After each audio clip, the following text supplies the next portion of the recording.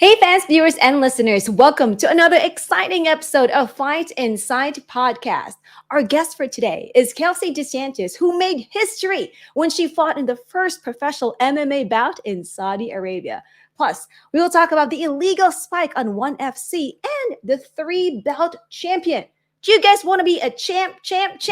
Let us know. All that and more. So, what are we waiting for? Tim, hit it! Ladies and gentlemen, welcome to the Fight Inside Podcast. Raine, here we go with episode 161, I want to say, which is crazy. We're doing it backwards today. So if you're here only because of Kelsey De Santis, you can skip ahead to probably pass through the first 30 minutes. Then you will see our interview with Kelsey De Santis, who's coming later on in the show. Raine, I got to kick it off by giving a shout out to our friends of the podcast, as we always do. Oh, by the way, hello, Raine. Hi, I'm here. Yeah, you're here. Okay, friends of the podcast update, Raine. It has been crazy. I try my best to be able to give heads up of friends that are fighting. You know what I mean? Next week, March 9th in Calgary, Palace Athena Women's Fighting Championship. You got Lexi Rook from Great Britain, top team. You got Kate Batchick, Queen of the South from England. You've got Regan Coconut Gowing from right here in Canada doing a Muay Thai fight. And you have Andy the Crazian Wynn fighting all on that card. They're not fighting each other, thank God. So that's good. That's good. Check out Palace Athena Women's Fighting Championship, March 9th. Go to their website. I think, all of our friends of the podcast, I think they have codes. I know, if you buy it with code Andy Win or something, go to their Instagrams. You're following them all anyways. So go check out and support our wonderful friends of the podcast. Rageworks Podcast Network, want to give a shout out to them. RageworksNetwork.com. Thank you guys so much. Go check out audio podcasts like ours. Timmy B is going to be down at FLA 14 and Kumite, Submission Kumite 6. That's the BJJ event. That's April 12th and 13th for Fight League Atlantic. Go get your tickets now, fightleagueatlantic.com, or watch the pay-per-view. But at the price you're going to watch the pay-per-view and get food and all that, you might as well just fly to Nova Scotia. Yeah, get the full experience, right? 2 events back-to-back. You will not regret it for 1 second. So go do that. Now, Raine, Fight Insight Podcast won not 1, not 2, not 3, but 4 fights this past weekend. Friends of the podcast, Chase Sherman, he won at Gamebred MMA, Bare Knuckle MMA, got a disgusting knockout. So congratulations, Chase. Eric Anders at UFC. Eric, ya boy, Anders gets a decision victory at UFC. Yeah, boy. Then, ya boy. I thought you said your boy. I was like, what? Ya boy. You got to say it with more yeah, boy. Yeah, nice. Then you go to Bare Knuckle FC, BKFC, that was out in Edmonton, Canada, Raine. The Slim Reaper, Robert Desharnais, friend of the podcast. He came to us when he was just a young man, had 1 pro fight in MMA, but was looking to do bare knuckle. That's all he wanted to do. You follow his Instagram, he's just punching trees all the time. He gets the call for the BKFC Prospect Series, Raine. My wife and I are watching. He comes out. He looks the part. The dude is a scary looking dude. Goes out there, and I'm like, holy crap. I'm sweating for my friend. They go to the thing. They go, knuckle up. First freaking 5 seconds, he gets knocked down. The other guy comes at him. Boom, punches him, knocks him down. I'm like, oh my God, I'm crying, I'm sweating. He gets up, knuckle up. He freaking punches the guy, grabs him in a Muay Thai clinch, with a 1-hand clinch. Boom, boom, boom, uppercut, knockout. The guy can't get up. He wins in I don't know what it was, 15 seconds. Wow. Freaking Robert Desharnais, you son of a gun. I'm so happy for this dude, Raine. I can't even believe I'm cheering. I'm so happy. My wife and I are screaming. We're so happy for this dude. Congratulations to Robert Desharnais. If you have the BKFC app, go watch it. It was on BKFC Prospects Canada. 2nd fight on the card. Crazy. Raine, that whole card at BKFC, knockout. Disgusting. We get to the main event. where we have friend of the podcast, Jade Messon Wong. You may know her from her appearance here on the podcast or on her OnlyFans, because a lot of dirty perverts watch, Raine. And she goes out there, Raine, and freaking murders this chick. First round gets a knockdown in like the first minute. The girl gets up, is wobbly as hell, and then Jade just knocks this chick out. Game over. Knockout finish for the main event. Beautiful. So I'm so happy. Crazy. I'm so happy for Jade Messon Wong, as she would say in French, tabernacle, with the knockout. Beautiful. Raine, that's how awesome. happy? 4-0 for Fight Insight. 4-0. Telling you, we are good luck to anyone who comes on to the podcast. It is good luck, Chuck Buffalo. Raine. Yeah, where the hell's Chuck Buffalo? We're looking for you. Chuck Buffalo is coming. I'm still trying, Raine. I'm trying my best. Now, let's get on with a couple of things that happen before Kelsey comes. Okay. ONE FC, which I have predicted is going to go out of business by the end of this year. First thing first, I'm just going to quickly talk. Anatoly Malikin. He's this Russian dude, this guy is cool as heck. Light heavyweight, wins the title. He goes up to heavyweight, wins the title. Then he decides to go down to middleweight. So 3 divisions. He goes, finishes the dude with TKO stoppage. Like, the guy won't get up after he's on the ground. This freaking dude is 3 division champion, Raine. First time ever, I think, in MMA history, like professional MMA history, that someone has held 3 belts consecutively. Raine, your thoughts on a man holding 3 belts? Well, for me personally, I think it's amazing. Good for him. He has proven his value and also his, talent, right? I remember we had this conversation a few episodes back wherein we talked about, would you rather be undefeated or someone who's like a champ, right? That's right. We never thought there's going to be a champ. Unspeakable. I mean, so now, now that there's that option, I'd like to be a champ. Yes. Why not? That's where you're going for a champ. Ridiculous, Raine. Now, I'm going to ask, do you think that it speaks to the quality of contenders, perhaps, at ONE FC? That you can have a guy be a champion of 3 weight classes? And they're not making him drop a title, mind you. Yeah. As far as I can tell, they don't seem to care that this guy's holding 3 titles, which means he can only defend 1 title every year at most. Like, how many times are you going to fight in a year? 3 times? So he could only defend each division once in a year. Is that enough? I think I don't think it says something about the contenders. I think it says something about, the person who has like 3 belts, because like, it takes a lot, just to become a champion, right? And now you have 3. Like, he's really dedicated into the sport, into what he's doing. Yeah. And it's probably one of those things where he watches every single contender or possible contender in each division. Yeah. And honestly, to me, that's like a lot of work. And the fact that he's able to kind of watch the contenders at ONE FC and kind of focus on, I'm going to try to get into this division, be a champion. I think it says a lot more to himself, not about the contenders. It's because you're too nice, Raine. No, what? Look, I'm putting it out there. 3 belts is too many belts, Raine. Really? 3 belts is too many belts. It means, like, not for him. This guy is amazing, and I love him. Raine, after the fight, what's so funny is he's so happy. I mean, this dude is ecstatic, and he looks like a Russian Hulk. Like, he looks scary as hell, but he's smiling ear to ear. He's so happy. He keeps talking to his opponent, who now has just lost his belt. Mind you, I think he lost 2 belts to this guy. Okay?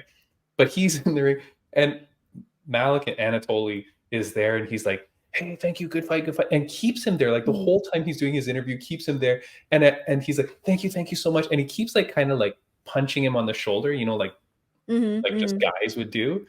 And then the guy that he beats goes on the mic and he goes, this guy can't even stop punching me now. Like, it was just so funny. Like, even the two guys were quite jovial with one another, but he's such a nice guy. I'm not saying anything bad about Anatoly. Fantastic dude. But I think it shows that ONE FC is really lacking with contenders. Or they're doing this with the hopes that this guy drives viewership. Because now people are going to go, who's this guy with 3 belts? This is insane. Let me go watch this guy. But it also speaks to the fact that, because if you had contenders in these 3 divisions, they'd be pretty pissed that you're holding up 3 divisions with one guy holding all belts. So I don't know. I'd love to know what you guys think, write in on the Instagram or whatever. I was posting stories about it. But to me, 3 belts is too many belts. I don't know. I'll take them all if I can. You like it? Yeah. Why not? Like I said, I think to me, it just shows how much he's determined to prove. But what if you were in one of those weight classes now and you want to fight for that belt? You're going to have to wait a year till he'll defend at least the middleweight, because he just won that one. He's got to go back and defend the other 2 first. True. So and you don't get paid. You don't get paid while you don't fight. So now you've got to wait, because this dumb has 3 belts. There is, kind of like some feeling of like, oh my God, it's kind of unfair. I can't just fight this guy right away. But that doesn't mean that there's no opportunity to fight the guy. There will always be an opportunity to fight the guy. It's just a matter of time. So now if you look at it in a different perspective, it's like, okay, for me, it's like, okay, well, that means I get to prep more, study whatever fight he's going to do, study how he defended his title in a different division. Yeah. So, just finding or seeing the glass half full, I guess, for me. Yes. Well, this is the nature of our podcast. Raine is always happy and I'm always miserable. You know what I mean? I need you to start posting on the Fight Inside account, because it could be all happy things. Meanwhile, I just post miserable crap. Someone called me on it the other day. I was posting and it was one of our followers, and I was like, "Are you okay? Why are you always so grumpy about things lately?" And I was like, "I don't know. I'm just in a mad mood." But they called me on it, and I appreciate it, because I was like, "Okay, I'll be a bit nicer." That's good. We keep the the podcast balanced. Exactly. Hey, here's the thing, Raine. If you're listening to podcasts where you always agree with the people, why would you listen to that podcast? That's what I always say to people. It's like, if you just want to listen to someone that you 100% agree with, then I don't see the value in it. Like, you need to listen to people that have differing opinions. True. But this is why you and I are a good combination, because we very rarely are happy with one another. True. There's people that hate you, and then there's people that love me. I guess, okay, hate me. Nope. Sold. It's sold. Okay, Raine, here, this one is a little bit more important. I thought that we should talk about again at ONE FC, which I know I'm like the only guy that watches ONE FC, but here we go. Where is this video that I had lined up? Hold on. Where is it? It's not here. Is it this one? Hold on. No, that is not it. Where is my video? Hold on. Great video, though, by the way. Okay, thank you. So, I have it here. Hold on, I got to download it. Okay, so this happened at ONE FC. So ONE FC in the flyweight division. So these are men that are 125 pounds, Raine. Okay. Did you know that men could only be 125 pounds? Like men? Well, I guess because I've been kind of cage announcing, so I've seen guys' weights and different divisions. So yeah, I realized that men can be 125 pounds. Yeah. Okay. So in ONE FC, there's the 125 pound division. There's a guy there, the Monkey God, Jared Brooks. He's a American fighter, very good, very charismatic, very energetic. He's good for the sport, okay, because he brings a lot of eyes, especially to ONE FC. He's fighting Filipino hero Joshua Pacio. All right. Pacio. So the Pacio. They're fighting. Within the first 2 minutes, Jared Brooks grabs him from behind. Joshua is trying to get a Kimura lock on the arm. So he grabs the arm, and he's kind of got a lock on the arm, if you know what that is, Raine. Grabs the Kimura lock. And so to kind of get out of it or to take him down, Jared Brooks picks him up from behind like a belly-to-back suplex. That I know you know what a belly to back suplex is. Picks him up, goes to slam him, but it kind of lands on Joshua's head. Like he kind of like spikes him on the head. But it's in an arc type motion. He hits his head. Joshua kind of goes down. Jared smashes him. The ref calls it. Jared goes to celebrate. And then the ref goes, no. You hit him on his head. You're disqualified. And so Jared loses the belt from a suplex that hits him on the head. Like, it's not like he picks him up and pile drives him down. If people understand what that means. So let me play you what happens now as they announce the victor. And I put this on our Instagram. We got lots of comments on this, but listen to the way that Dom Lau announces this. Listen to the way that the crowd reacts in Asia for their Filipino guy he's lying on the floor. Like, he looks like he's dead while Dom Lau is announcing this. Okay, here it is. For your winner, by way of disqualification, Joshua Palacio. So Joshua Palacio. Raine, as a ring announcer, first thing I would like you to comment on, the way that Dom Lau announces a disqualification. Your thoughts? So I guess my initial thought was like, he didn't really sound excited, right? The way I heard it, he didn't sound excited. Now, I've seen ONE FC and I've heard him announce, other fights, and at this event too, I've kind of like heard him, make some announcements. And honestly, I think that's just kind of like his tone in general, trying to pump up the crowd and, basically, doing his announcer voice, right, for every announcement that he did. So for me personally, like the way he announced the no disqualification, the disqualification decision, he didn't really sound excited to me. I think it honestly just sounded like the way he sounded like in other bouts.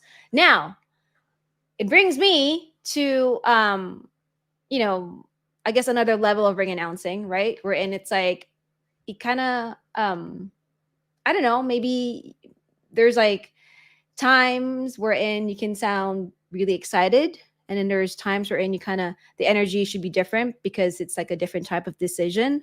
But again, like with him, I feel like his voice kind of like has like the same tone no matter what, because I think he's trying to like kind of he's got a very tone like this, Raine. he has that kind of tone. So to me, it's like maybe that's kind of like just his style, right? No, okay, hold on. I feel like you're going in a circle. No, I'm just saying I don't think he sounded excited in the. You don't think he sounds excited? No. I'm gonna play it one more time for the millions listening at home. For your winner, by way of disqualification, Joshua. See, okay, so for your winner, yeah, by disqualification. But I think that's just his style. And then but why can't he say? Raine, why can't he say for your winner by disqualification? Like, why can't he do it in a downwards tone? He's raising his tone. I cannot speak for him. Okay, Raine, here we go. That's his style. But notice that after he said disqualification, the excitement came in when he announced the name. And I think it's because he heard a bunch of fans cheering. Yes, because because mind you, the crowd doesn't know what's happening, right? What happens is once he suplexes him, he then goes on top and starts pounding him in the head. The ref calls it, and he gets up and celebrates. Nobody understands he has truly lost. I think if you're the fans in the crowd, you think this guy just won and beat your hero or like a fellow Asian, right? Which is racist. But so they don't realize. So then when he calls it, that's when the crowd erupts. Now, I'm also annoyed at the crowd because you're cheering for a disqualification, which kind of doesn't, like, you know what I mean? I get it. What are they going to do? But it just seems weird to me. I don't like it. Yeah. But Raine, I'm going to put you on the spot here. I would like you to announce a disqualification. So I want you to do like the winner by disqualification, like those kind of words, right? But the winner by disqualification, Joshua Pashao. But I want you to do it how you would do it. Okay. This fight ended at what? First round? Or 56 what? seconds in the first round. Yeah. 56 seconds, first round. Ladies and gentlemen, this fight officially comes to an end at 56 seconds of round number 1 for your winner by disqualification, Joshua Pashao. But That's see, you going to be didn't my say- tone. Yes, now louder, of course, but you were monotone through the disqualification word. Correct. But that's again, like for me, that's just my style. If it's not something where there's no clear winner, right? Like unanimous or split. Yeah. I'm not going to be like, oh my God, split decision winner, unanimous decision winner. No, if it's anything outside of that, we're in kind of like when I announced the no decision at my last UNF event. That was my Yes, tone. I know, but no decision is still, at least no decision is nobody wins. Yeah, no one won. Yeah. This is like you're celebrating the guy getting disqualified. That's what's no. First of all, Raine, I'm trying to get you a job, okay? I know. No, I'm just saying. I think how you just did it is better than what Dom Lau just did. Because I don't like it. And I feel like it, I'm going to say it, I feel like it's also because he's the hometown guy. Because I feel if it was the reverse, if Joshua spiked Jared, I don't know that they would announce it like that. And I don't think the crowd would have reacted like that. And that's what bothers me. I see. Okay, I see what you're saying. To be honest with you, I think he probably would have announced it the same way, except that you would hear boos instead of like cheering. Yeah, and maybe that would alter my tone fine. Now, yeah. Raine, before our guest gets here, I do want to quickly say I was trying to get our friend and yours, Judge Mike Bell, to come on the podcast. He was busy, but he gave me a lot of information because I was like, Mike, why is this guy disqualified and loses his title for a spike? Why isn't it a no contest? Do you know why? But didn't they have it on the tail of the tape graphic that there shouldn't be any like no spikes on the head? Yeah, on the head. I think I might be wrong on this, but I thought that I'd seen something on the tail of the tape. There's like something that says no hitting on the head, something like that. Yes, there is. But so the problem is that I think there's a few things here at play. And so Mike Bell was really nice. He said he will come on later to talk about it and we can kind of get into it. But there were a few things. One is that in UFC, it clearly stipulates that a spiking motion has to be 12-6. So you have to take a guy with his feet in the air and push him down onto his head. They're very clear in saying what a spike is, but our friend says that there is not such a distinction for ONE FC. ONE FC fights under the global rules, whereas UFC fights under the unified rules. So he says that it's a little bit different in that respect. Okay. He also says that there's nothing that talks about an arcing motion when it comes to ONE FC. It's generally just the minute you hit the guy's head, that's it. Okay.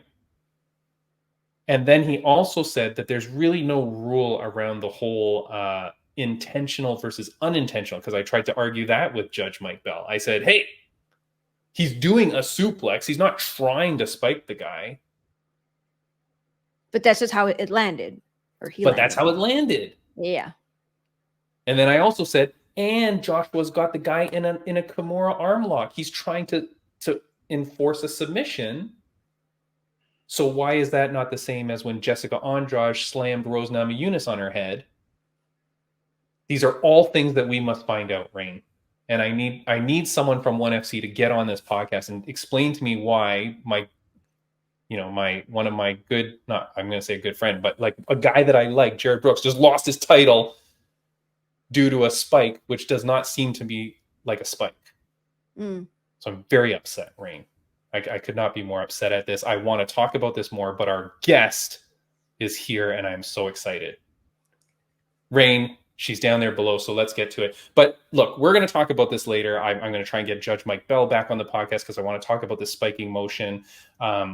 Raine, I do not like the way that he announced that, but I like the way you announced it. If you're Shotri with 1FC, Raine is available as a ring announcer. Please call Raine and get her to join your shows. Raine, should we do this? Let's go. Should we get our guests in? Yeah, okay. Let me get rid of the banner here that shows like the spike. I like that. And, yeah, well, I do my best, right? So, all right, here we go. Okay, so guys, this is it. We are very excited to have this guest here today.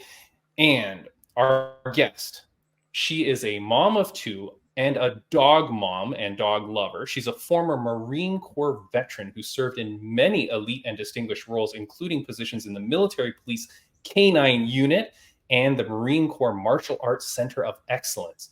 She holds a master's degree in public relations and communication from the University of Miami. She has already lived a life more than most of us ever will. She took Justin Timberlake, JT, to the Marine Corps Ball, for goodness sakes. She's an MMA fighter who accepts all challenges. She fought Claressa Shields at the Banner PFL versus Bellator event. She lost a very controversial decision, so that's why we're having her in here today. She was in a weight class about 20 pounds over her normal weight. They weren't allowed to throw elbows. I can't even explain it all, Raine, so let's just bring her in. Announce her in here, Raine. Please welcome Kelsey De Santis. Hey guys, thank you for having me. Kelsey, how are you? I'm good, thank you. I'm so excited to be on the show. I love that what you guys are doing and what you guys are putting out. So needed, so important. Oh, thank you so much, Kelsey. You. May I ask, I apologize, are you able to turn your camera sideways? We will get Yeah, let's see. Yeah, here we go. Is that going to work Boom, a little bit better? there we Hold on, go. let's see. Okay, let me move you All back right. a little bit. There we go. Thank you so much. Where are you right now? I'm actually just down the road from where I live at one of the places that I have lunch when I can. So they have like a back area, and I was just like, oh, I'll just sit up here. And because you're Kelsey De Santis, you say, everybody leave. I am doing a podcast. Thankfully, no one was back here, so I didn't have to give anyone the boot. Okay. But you could if you wanted to. Yeah, that's right. Yeah, there you go. Well, Kelsey, thank you so much for joining the show. It's a real honor and a privilege to meet you. I do want to give a shout out right away to a podcast that you did with MMA Sucka. I want to tell people that was a fantastic interview you did with that guy. It was a long interview. Yeah. And you went through everything like with your life. So if you want to find out all about Kelsey, please do check that podcast out. I really enjoyed it. MMA Sucka, go check them out. So thank you, Kelsey. You're here for one reason, and it's to talk about your fight, the aftermath of it and everything. I know you had some stuff that you wanted to say. I don't know how we want to start this interview, but I feel like you have stuff that you want to get off your chest. And so maybe we'll go like that. Like, what are you thinking? What are you feeling right now? Yeah, that sounds good. That sounds good for me. I like to freestyle and get like what's on my chest off right away. And first and foremost, I was so thankful to have the opportunity to fight on this card, make history in Saudi Arabia. And it was just been such a pleasure and special thing for me to be able to do at this point in my life. And I'm so grateful for that. No one can ever take that experience away from me. I think that I won the fight. I actually know that I won the fight, running it back a few times, watching it over.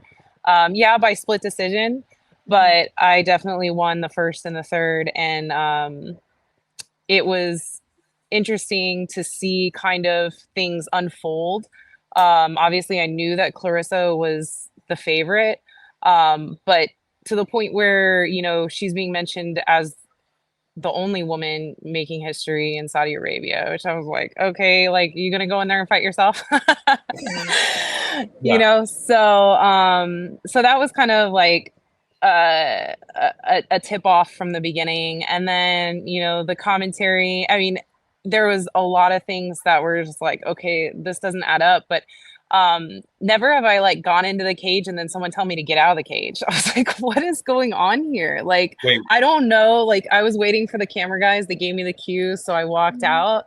And then it was like a shit show. When I got in there, they were like, this guy's telling me go back out. I'm like, you want me to go back out of the cage? I just got in here. He's messing up my flow. You know what I mean? Wait, hold on. Did you make the whole walkout to your music and everything? No, I didn't hear my music or anything.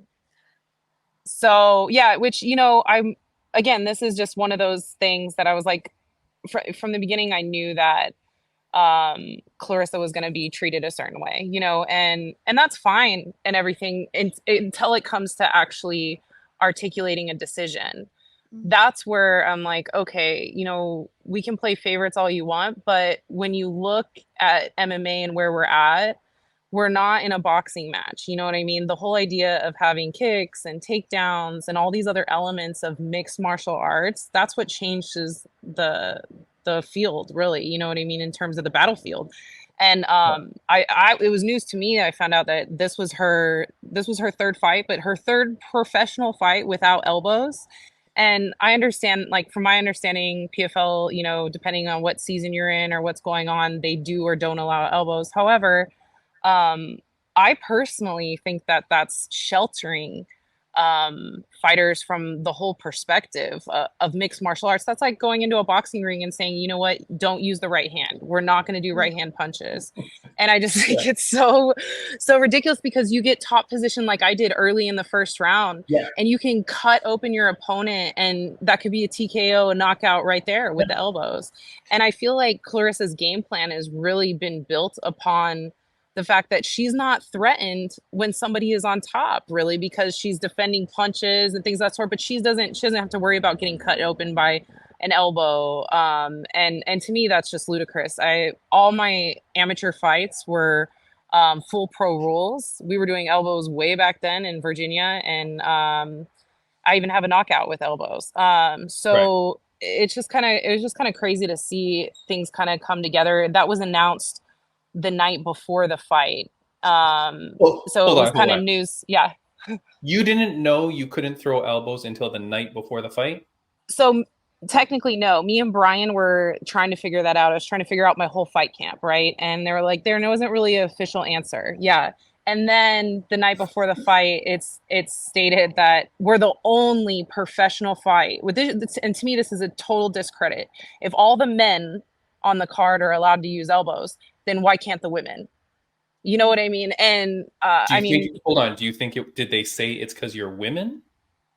No. No, but so I don't. No. I mean, I just like to point out, like, you know, I believe in equal opportunity as a whole, and I just think I was ashamed that we weren't given the same opportunities as the men fighters on the card.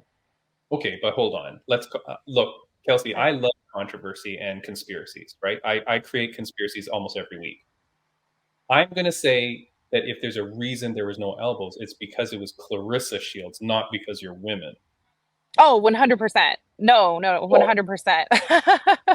No, I think that that's what it came down to, is I think that they're sheltering her. I mean, clearly, you know, like you can see by the way that this fight went, and winning 2 out of the 3 rounds, being on top position. Yeah, she did damage in the second, but she didn't knock me out. You know what I'm saying? What is she good at? She's good at boxing. And that's what she was able to do, is use her boxing in the second round. But it wasn't like I just gave up in the second. You know what I'm saying?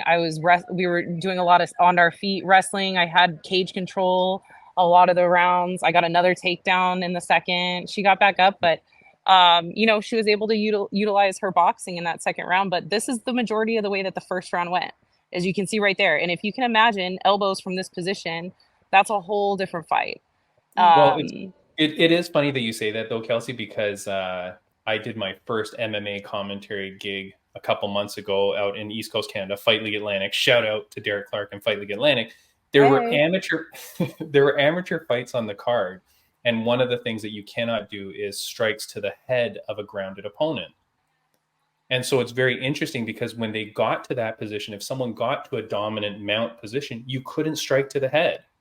Now, understandable because it's an amateur fight and all that, but it Right. definitely played into the game plan of like, okay, well, now how do I get this guy out of there?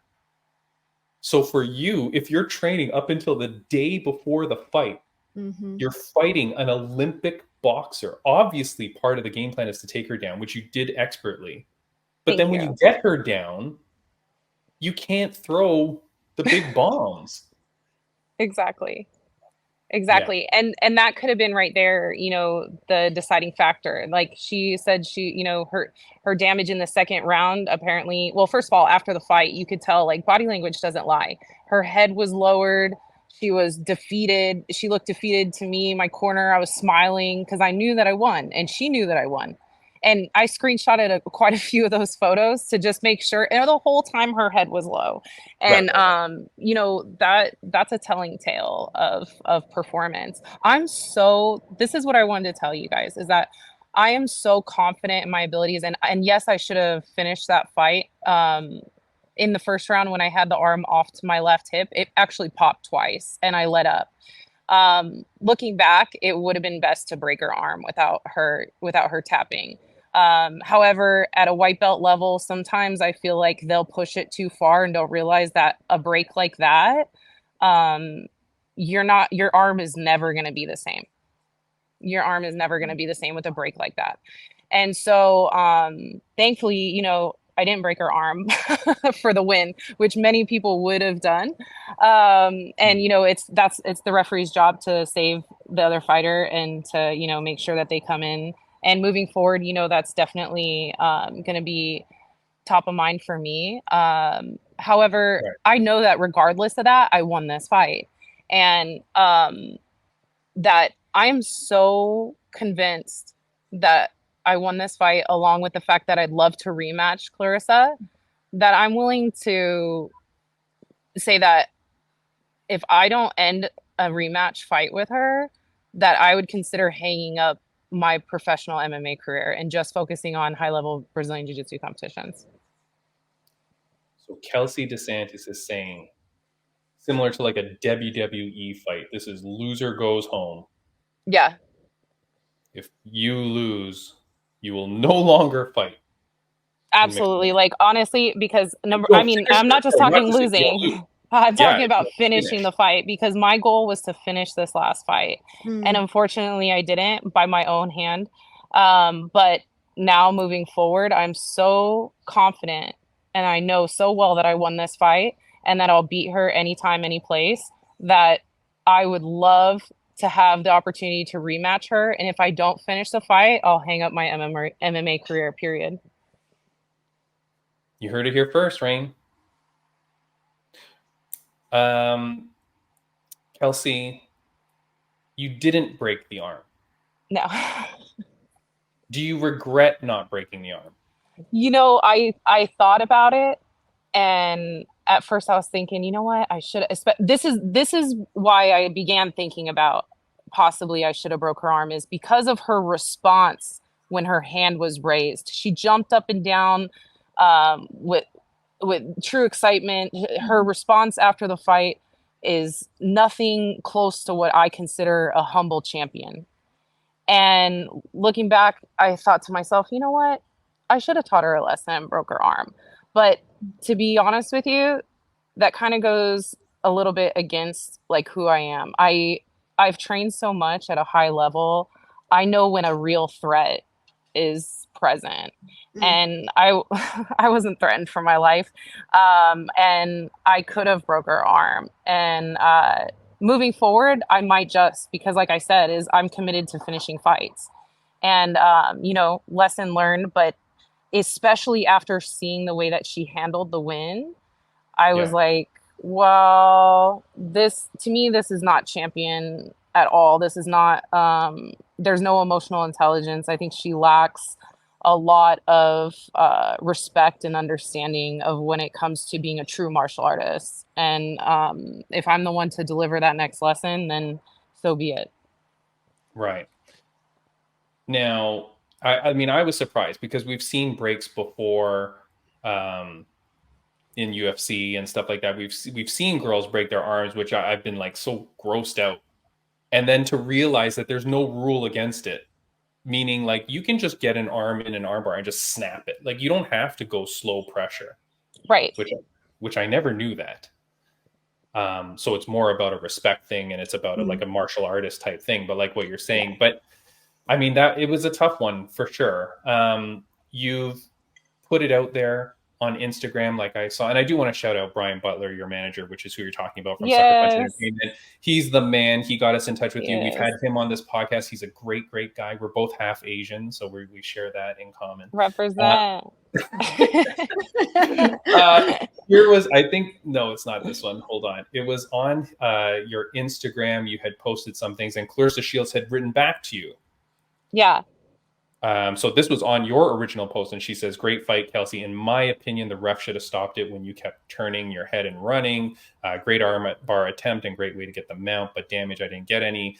And then you say, "Let's rematch with elbows the way it's supposed to be at 155 pounds. I want to raise that issue. Why was the weight at 160? You've only ever competed at 145, is my understanding." Yeah. So about 2 weeks before the fight, Brian called me and was like, "Hey, so she's not going to make the weight." And I was like, "Okay, well, we could go 5 pounds catch weight. So now we're talking about 160. And he came back with me. He said, "No, they have a doctor's note saying that she can't make anything but 165. I was like, "Okay," because of hormonal issues. And I'm a certified diet nutritionist, weight cut specialist. So I know that no one's going to be bullshitting around like over 7 pounds. I gave her a 7-pound catch weight option after the 5, and they still said no go. So then Brian had to do his magic, but it was like a whole ordeal. You know what I mean? Like this was a whole thing, like very non-professional, again, very unprofessional. Like we're supposed to be dealing here with a champion, an Olympic champion. You know what I mean? You would think that there would be more honor in the communication, more respect in the communication. But she couldn't make 5 pounds. She couldn't make the 7 pounds. So then we had to go to 165. And she was basically saying, okay, and I have another screenshot I should have shared with you, that she was like, "You don't have to accept the fight at 165. So she was going to blame, I know how she was working. She was going to blame me if I didn't take the fight at 165. They were trying to just bully me into 165 and make it look like, oh, well, if I don't accept, then I ran from her. And I was like, no, I don't run from anybody. Like I'm here to fight. And I really want to make this fight specifically because it's in Saudi Arabia, and making history for the women of the Middle East is the bigger picture here, not about you." So we ended up making it work at 165, but there's never been, first of all, I've never fought at 155. I was excited to fight at 155. Because there's like hardly any women fights at that. There's definitely no women. I've never heard of any women's MMA fights at 165. But again, this just goes to show is like, this is a constant, like they are catering to her. And I get it. When you come to the table with close to 1 million followership, you know what I mean? And she has almost as big as audiences as PFL does. So no wonder they're kissing her feet. But where are we going to stand with integrity and stand with justice and say, hey, you know what? Our judges, they don't lean, into favoritism. They stand for what's right, and they're evaluating all aspects of martial arts, not just punching from your feet and standing. So that was my biggest discrepancy with it. I was chugging water day of weigh-ins to make myself, because I woke up at about like 162, and I was like drinking water to be like, I don't want her to think that she's going to go in there like I'm a lightweight. She's going to go in there and, bully me around, because that's how she's been this whole camp, is thinking that, everybody just kisses her feet and that, she's going to come in there and show me what's up. It's like, please, you saw her face after the fight. I have, like you can tell she knows that she was defeated. She's lucky that I didn't break her arm. And if the least that she could do after trying to bully me into fighting her at 165 and not being a professional and making the weight that she signed for, which I offered to help her make, she should rematch me. And she's talking about a fight with Chris Cyborg. You can't even beat me. You have to get a handout from everybody, a fake win. And now you think you can beat Chris Cyborg? The least she could do is get a warm up in, rematch me at the weight that we're supposed to, fight with elbows, because I promise you, Chris Cyborg won't hesitate in breaking her arm or freaking destroying her either. You know what I'm saying? And given the situation is what it is, I really tried to beat her with love and compassion, and because I respected her as, you know, a woman in the sport. But after I saw the way that she handles herself and how she celebrates a fake win and has no honor in that and no respect, and she's gonna come on and talk to me about, like, you know, we should have seen the refs stop the fight in the second round. Like, no, we weren't even close to that. You know what I'm saying? So you know, it is what it is, but I'm excited. I hope that she takes it serious when thinking about moving forward, because a lot of people know that she didn't win this fight. And I exposed her weaknesses. Wait, if she rematches me, wait till you see how I'm going to treat her on her feet, what I'm going to be able to do standing up even against her, and then I'm going to finish her. Because I want to show the world that when you hold yourself with honor and you're a true fighter, a true martial artist, you can overcome anything. And no matter, even, it doesn't matter what people say or what favoritism happens, you know, wins, losses, whatever. I don't care. I'm going to finish her based off her character alone. How come they were able to call you 2 weeks before the fight to tell you it's 165, but not in that same call let you know if elbows are in it or not? Because I don't think that would be that wouldn't be good for them. You know what I'm saying? They wanted to keep things under wrap as long as they could. You know, I knew that they knew going along from the beginning. I'm sure that they were like, no, Clarissa is probably so scared of elbows. Are you kidding me? She's got to be in. She has created her whole MMA game, I truly believe this, around dodging elbows. And you know how damaging that is for her or anybody that's practicing martial arts? Just know that when somebody gets you on the ground and they have a dominant top position, they're likely to freaking kill you in real life. They are likely to kill you. And we're not talking about just striking. We're talking about a lot with the elbows. Elbows cut open opponents, and they make it so you can't hold on and you can't block. You know what I'm saying? It just breaks through, cuts right open, and then the hammer fists and all these things start to come. So, you know, she's really, she doesn't move. Once you mount her, or you're in a dominant top position, she doesn't even move like a martial artist does, pushing away the hips, trying to escape the position. She doesn't move because I think her whole game plan is based around holding the arms and making it look like she's not taking shots and holding on for dear life until she gets back up to her feet. And that's just not a good strategy. We got, you know, people wrote in, of course, and so you're talking about this and wanting the rematch. So I will just shout out, B Michael 15 asked, when is the rematch? You won the fight, Devil Dog. We love you. That's my family. My Marines came out for me. I know. I don't like so many Marines from all over. My friends outside of we're just a huge family. We're a tribe. You know what I mean? And that's why I take the Marine Corps flag with me when I fight and represent. So, and plenty of them they'll tell you how it is. Like, I have no problem telling you when I lost. You know, if I lost, I'll tell you I lost and this is why, and I need to get better and this and this and this.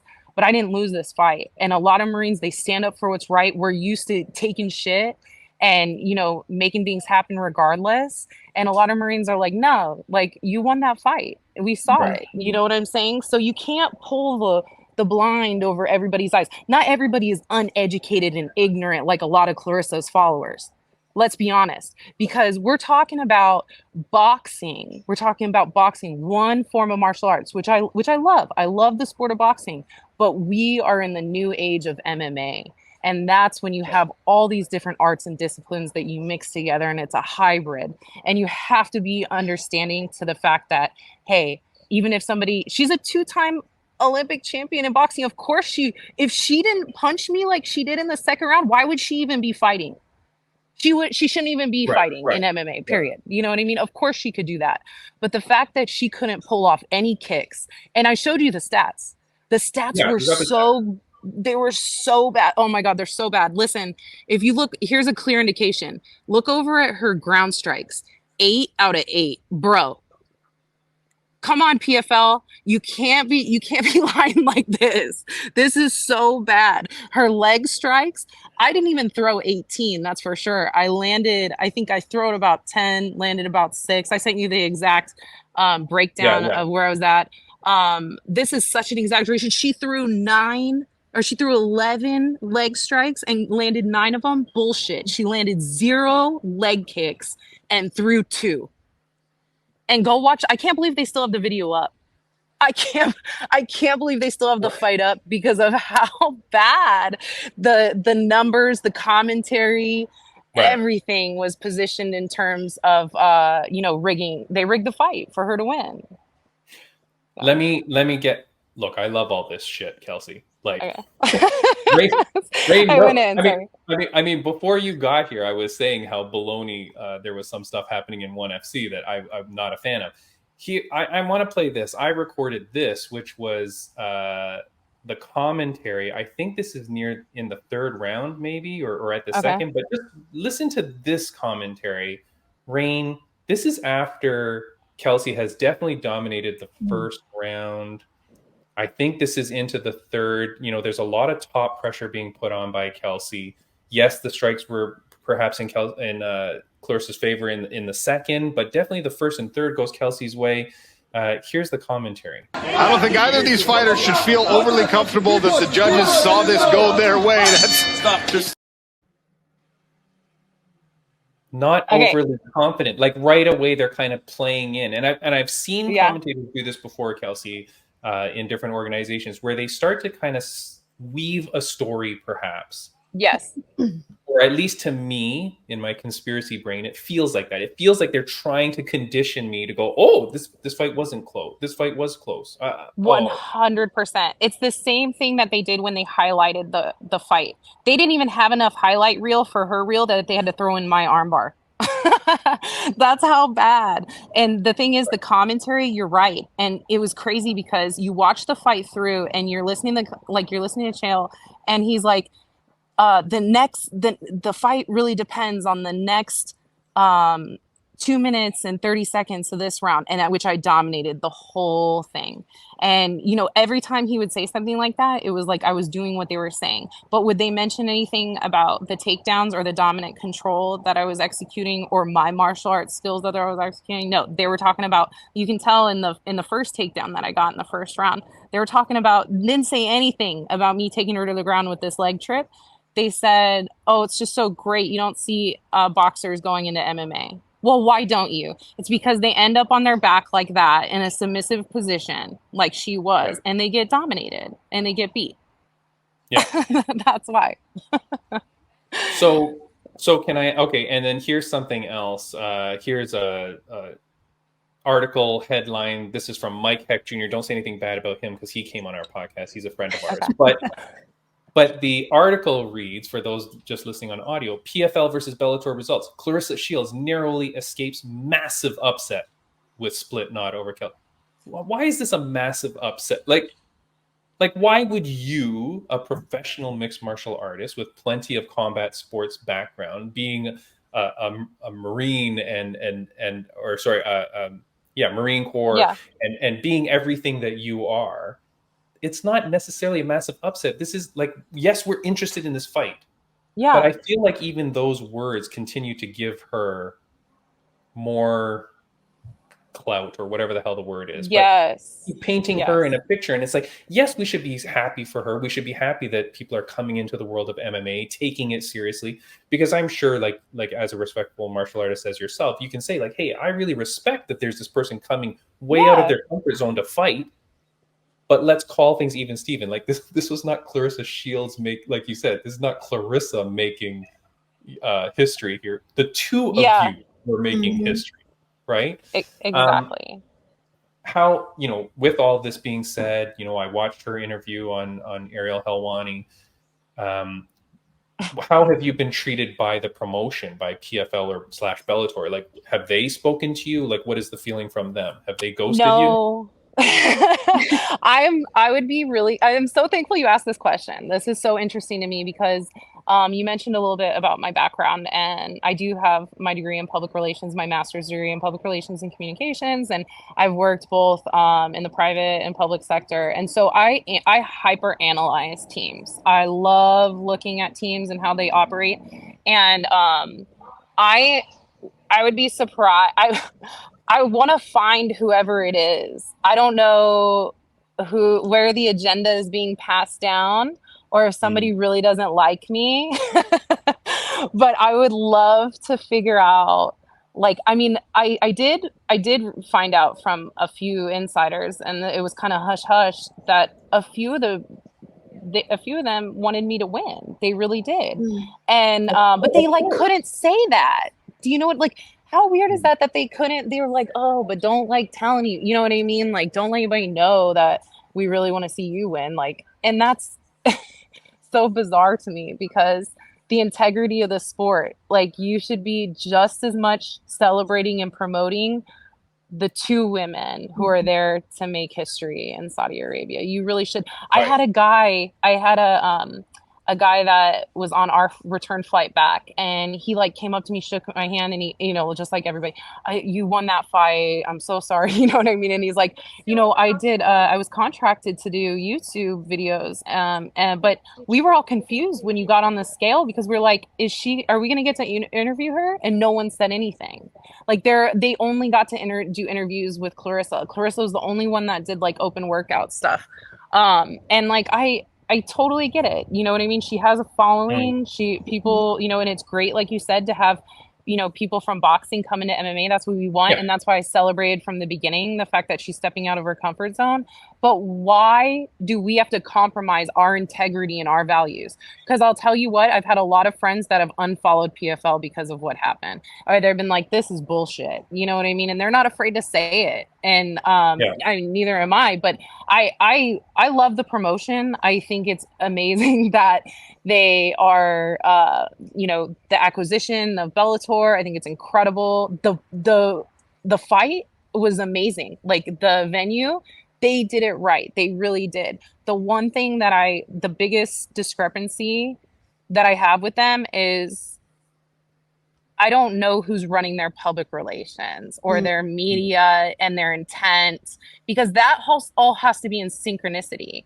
And it really does have to be fair, because if you're not following, and you can see the comments, you know what I mean? And so if you're not following the comments and then also having background conversations with your team, like, hey, maybe we should like fairn this up a little bit, like make things a little bit more balanced. But like, that wasn't really done. It wasn't done on the fly, which I'm a huge believer in leadership, adaptive leadership. So if you didn't think about it before and it's been brought to your attention, you better get your ass on it and fix it. So it wasn't done then, and it definitely wasn't done beforehand. There was like 100% an agenda. So thank you for asking that question, because I so want to continue to fight with PFL, Bellator, and I would love to be my goal this year was to be in the $1 million tournament. That's what I really want, you know? Yeah. So now here's the thing. I mean, and I do hope. Are you in the middle of an eclipse, by the way? Because you're getting darker and darker. Are you okay? Sorry. Are you... Yeah, no, I'm good. It's just like I'm outside with like the patio lighting. Is it? Okay. Do you want me to try to move around, or are we good? No. I'm just scared that someone captured you in a van while this interview is going on. Then elbows for sure would come out. Yeah. Well, you might not be allowed to use them. You got to find out. Okay, so here's the thing, though. So what I thought was interesting was you came out with PFL gear. Yeah. Because this was your first time with the promotion as a whole. So I didn't know whether like you were going to be branded Bellator or whether you're going to be branded PFL. But you came out with the PFL gear. Mind you, the gear looks sick. I love it. It did. It looked really good. Way better than UFC gear. Can I interrupt you at that point? Okay, so Takedown Shop, you know, the relationship that they made with PFL and Bellator. So exciting. I got to meet the owner, which I love seeing CEOs boots on the ground. You know, this is kind of like my whole evaluation, like when I go in business evaluations and stuff. Love him. I'm so excited for the partnership. There was a really strategic partnership that they made with them, and I think it's wonderful. He freaking killed it. He did like custom shit because we weren't able to wear like just sports bras. You know what I mean? Like, I was surprised they let us wear shorts. Like, I thought, okay, we might be in spandex. Obviously, the culture is different. Yeah. And he did overtime to create badass, like super custom gear. And I thought I would be repping Bellator too, but I think there was just a breakdown in communication as to what is that? I mean, obviously, there was a couple different breakdowns in communication. Yeah, you're lucky you even got a fight kit. They were gonna just send you out in like a sheet, like. And I would have went. You know what I mean? Like, I'm telling you, I'm there to fight. And thank you for introing me that way. Is because I've never ran from a fight. I'm always trying to test myself at the highest level, and I'm totally willing and accepting of not meeting the mark. And that's why I say in my bio, you can see my true record should be more like 4-1. Amanda Bell beat me fair and square. The other fights that didn't get called my way were just totally bad calls. So now that happens if and you've alluded to it now. If you don't get the Claressa Shields rematch, which I don't know, man. I don't know. I don't know how that's going to go because what she's speaking now. I heard in a recent interview she said she's doing boxing next, so I don't even know when she comes back. Okay, that's interesting. Yeah, I think she wants to box next for sure. Now, if you have the choice though, because now you're with PFL, you're with Bellator, I believe you're under contract. You get to choose, is my understanding from watching Don Davis speak about the whole merger. You're allowed to choose whether you want to go into the season or whether you want to just fight on the Bellator cards. Is that right? Okay, god damn it, Kelsey. Okay, can I just say, nobody seems to understand what's happening with PFL and Bellator. And I know that you're saying they're lovely and all that, and I really hope they do. I want to get Don Davis on this podcast. Have you spoken to Don Davis before? No, but I need to. Wait, do you know who he is? No. Wait, don't say no. Yes, of course. No, of course. That's what I meant. He's like the Dana White of PFL. Oh my gosh. I can't believe we haven't spoken. I definitely need to talk to him. Yeah. Well, get him on this podcast. We can talk at the same time. Okay, that would be great. I'd love that. Okay. He's watching right now. Say hi. Hi, Don. Hi. I will be the nicest in terms of as I possibly can in terms of, positive recommendations moving forward. You know what I mean? Because obviously there's some breakdown in communication, but I'm thankful to be working with the organization. I think Brian told me that originally when we first signed the contract that I would be joining Bellator's roster after this. Oh, okay. Which I find is a huge compliment, especially considering Bellator dominated. Yeah. Yeah. You know what I'm saying? And yeah, we can see that. So yeah. It would be interesting to see what happened. Well, hold on. They dominated in the men's side because there were no women's fights on that card, which was nonsense. Like the PFL versus Bellator, or aside from your fight, right? If they would have called it right, it would have been all Bellator besides that one. Where were the champions? Right? Okay, so but if you have the choice to fight on the Bellator cards, like the one-off events, or the season, mind you, the season you're not allowed to use elbows. Okay. Because I think that's a rule in the season because they do that so that you can continue to fight. So I think the idea is so that you don't get cut through elbows to the point where then like the stitches won't heal for your next round, right? I think that's it. If you had to choose, what are you choosing? The shot at the million or the the shot at the million, to be honest with you, the shot at the million. But I still want to rematch Clarissa with elbows because she needs that. But if it doesn't happen, it's okay. It's okay. But I think honestly that I kind of vibe with Bellator a little bit more. I love the PFL opportunities, but I vibe with Jason Jackson is one of my really good friends. Yoel Romero, I was so excited to see him and catch up with him. I love you. Yeah. That's my Yoel impression, Raine. It's very good. That's his mind for him. I love his little God soldier thing. Yeah.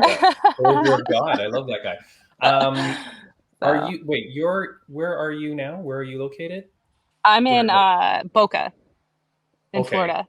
Do you by chance know Chuck Buffalo, Charles Radke? No. UFC fighter? Damn it. Okay, we're looking. No, but feel free to make intros. Yeah, feel free to make intros. No, I want you to get him on this podcast, Charles. Oh, Rankin. okay. Well, just send me a screenshot. I'll find him. As a Marine. All right, I will. He's in Florida somewhere, I know. I'll find him.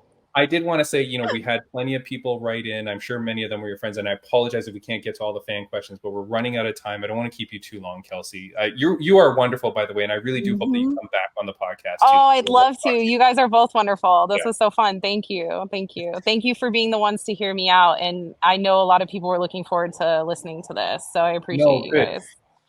Raine, before I get to my last question, is there anything that you wanted to ask Kelsey? Yeah, so it's an honor to be in the presence of a history maker like yourself, and also you have served our country. So thank you so much for your service. Thank you. So my question for you is, do you have any experiences in the Marines that kind of like translated into your life now as a fighter? Yes, ton. That's a great question. I used to always say, so I was a fighter before the Marine Corps. I was a Muay Thai fighter. And when I joined the Marine Corps and I started doing martial arts within the Marine Corps as well, I used to say that, and I still do, that being a Marine made me a better fighter, and being a fighter made me a better Marine. Like, the concepts go very hand in hand. They're very, there's a lot of synchronicity in warrior ethos, and how you use a continuum of force. For example, if your life is not threatened, you wouldn't take someone out with lethal force. You know what I'm saying? You use certain controlling tactics or a certain level of martial arts to meet the threat. And that's a higher level of martial arts because obviously, when you're in the moment, it's hard to slow down, so to speak, or to pull back. But knowing, engaging, oh, how pretty.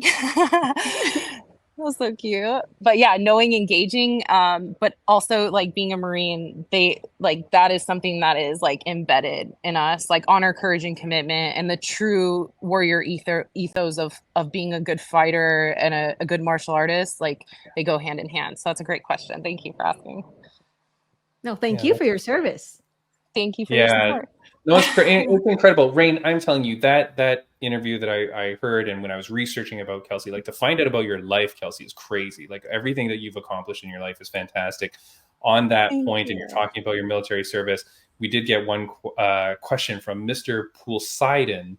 He says, Kelsey, will you be my military ball date fall 2024? Smooth. Yeah, no, for real. Hit me up in the DMs because somebody, obviously, JT accepted my invite and I'm all about it. I love the Marine Corps ball. So let's go. I'm in. Holy crap. If we just made a love connection, Raine, we're getting invited to the wedding. And, for sure. All right. Well, hey, Mr. Poolseidon. And I said, are you serious? I did write back to this guy and I said, hey, are you serious? Or are you just like goofing? He's like, no, I'm serious. So there you go. Let's go. We'll figure it out. We'll schedule it. We'll get it on the books. I'll book the babysitters. Let's go. Kelsey, before I let you go, before I ask my last question, I wanted to ask, is there anything that you wanted to get out? Is there anything else that you wanted to say? Anything that we might have missed or something that you think like you really wanted to say? Besides, thank you guys so much for having me. Thank you for hearing me out. This is near and dear to my heart. I love this sport. I love teaching. I love being a part of this community. And I have so many wonderful sponsors and supporters. Like I represented War Party Movement, which is super important for women that have been in abusive relationships and abusive situations. It really helps empower them and bring them back to full purpose living. I also represented We Defy Foundation, which gets veterans in their communities back or gets them into jiu-jitsu, which is super cool. I think a great transition for our veterans. It's an honor to represent both of them. And then I have a ton of other sponsors that help me in my community directly. Like Restore Del Rey has been with me for a long time. They're dedicated. They help me and my body recover. It's incredible. I just started ketamine treatments with KD Wellness here in Boca. Highly recommend. Super important to look into if you're into therapy and you need something for whether it's PTSD, anxiety, or anything like that. Highly recommend. And there's quite a few others like Naked Warrior Recovery. Navy SEAL owns that company. Supplements that I've used on the daily help me through fight camp. And elite mental performers. Johnny is my therapist, psychologist. He's taking me to the next level mentally. I've been able to enjoy so much. You know, a lot of like, it used to be for me as a kid, it used to be like a very aggressive like translation of emotions with martial arts, and it's turned into my adulthood as a very therapeutic and gentle but still hard, you know what I mean, art. And so I've been able to enjoy it every step of the way, and Johnny's helped me with that, elite mental performers. And I have quite a few others. You can check them out on my page. I post about them regularly. Kilo Niner is one of my dog's vest. Homefront Canine, that I have my service dog Axe, who's awesome, my lifesaver. So there's quite a bit, but thank you guys so much for taking the time to talk with me and letting me shout out the people who helped me get to where I am. And I'm eternally grateful. I'm so blessed. Thank you guys. No, thank you, Kelsey. I mean, you seem like one of the nicest people ever. I'm so happy for your success. I mean, what you've gone through in your life is crazy too. Like, I mean, doing everything that you've done, that cannot come without hardship. So I'm so happy for your success and for the positivity that you have, and for joining us is really appreciated. I do want to ask you one final question, which is a question that my mom used to ask me almost every day growing up when I was a kid. And I'm going to ask it to you. So Kelsey De Santis, on a scale of 1 to 10, how happy are you? I'm like 9.5. I don't see like, yeah, I'm super happy. I'm super thankful, super happy. I think that's a great question that your mom asked you. You know, like, we have highs and we have lows. But honestly, everything is like perspective. And I think that if you're striving and you're trying, that you're doing, and if you look for purpose in what you love, that you can really get to those higher levels of happiness. And I'm super happy. I'm very thankful. Yeah, that's awesome. Well, thank you so much, Kelsey. Like, it was such a pleasure to meet you again. I hope you're okay. You're very dark, but I hope you're okay. Okay, we're good. Are you safe to walk home at night now? Like, you're okay to get home on your own? Oh yeah, I'm good. Don't worry. Don't worry. Okay. I often, I have extra means necessary if needed. Don't worry, we're good. Yeah. I hope you get that rematch with Clarissa Shields. Thank you. I do hope so, because I think, here's the thing. I think that there's a story there now that's played out. I don't know who the hell else PFL has, you know, no offense, but I don't know who's in their roster, right? Yeah. Like, and there's not a lot. So who are you going to bring in for Clarissa Shields to fight again?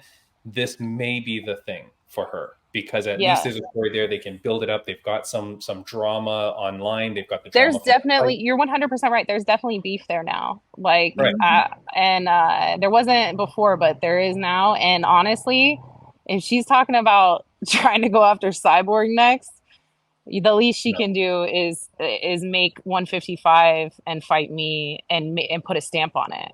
Yeah, figure out the proper weight class. Figure out the elbow rule ahead of time. Yeah. And Kelsey, I apologize, but you got to snap that arm.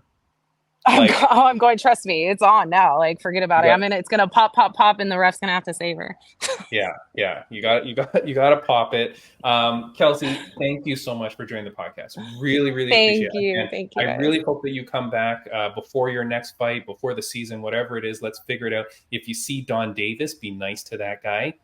For sure. And tell him we said hi. I will. Yeah, tell him we said hi. One final thing.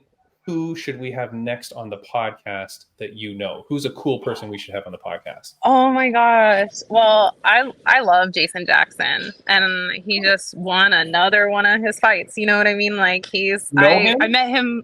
Yeah, he's my good friends. I could totally ask to see if you guys could schedule with him. I would love to hear you guys ask him some questions about his fight prep and this last fight. He is such a cool person mentally too. Like, I met him over 10 years ago, and it's funny. Like, I don't know. He was very, like, I don't know if anyone knew him at that time, but I knew when I met him that he was going to be a champion. Nice. Well, very cool. Yeah. I'm going to hit you up for that contact. Okay. We'll get that done.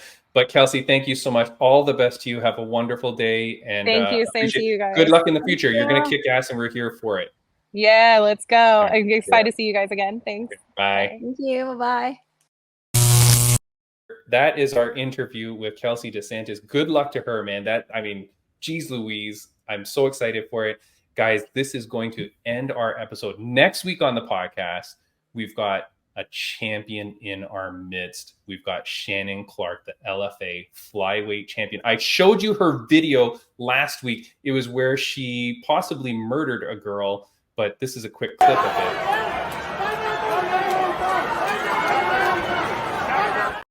Ugh, that is her, but we will see her next week. So Raine, thank you so much. If you're listening on audio, that's going to end the podcast here. But if you're on video, you're going to see a couple of options here to go on. We will see you guys next week. We love having this show. We keep having amazing, fantastic guests. Next week is going to be incredible. Raine, thank you so much and have a good one. Thank you. Bye. See ya.